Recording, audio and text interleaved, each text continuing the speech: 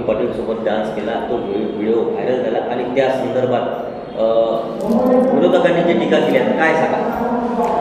हे बघा, विरोधकांचं काम आहे विरोध करणे.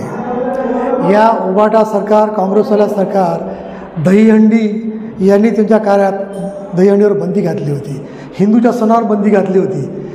ते आम्हाला काय शिकवणार? अहो, 25,000चा तिथं जनसमुदाय होता, तरुणाई होती आणि तिथल्या सर्व आयोजकांनी मला विनंती केली की भाऊ आपण ठेका धरावा, आपण थोडं नाचावं, त्याच्यामुळे उत्तेजना मिळेल, लोक खुश होतील.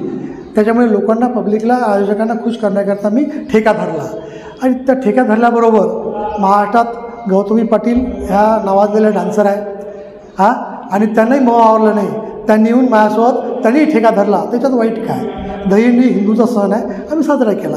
उरलं शेतकऱ्याचा प्रश्न, तर त्या वडेट्टीवारांना विचारा.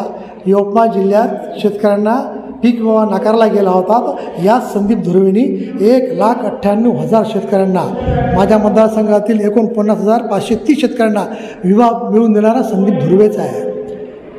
सोयाबीन आणि कापूस अनुदान प्रत्येकी 5,000 प्रति हेक्टर याची जास्त गट होती. ई पीक पाहणी मी देवेंद्र फडणवीसांना मागणी केली, मी आणि प्रताप अडचणने, की भाऊ आमचा ग्रामीण भाग आहे, आदिवासी बहुल भाग आहे, किती लोकांपाशी अँड्रॉइड मोबाईल असतो, त्याच्यामुळे हे अनुदानापासून पुष्कळसे लोक वंचित राहतील.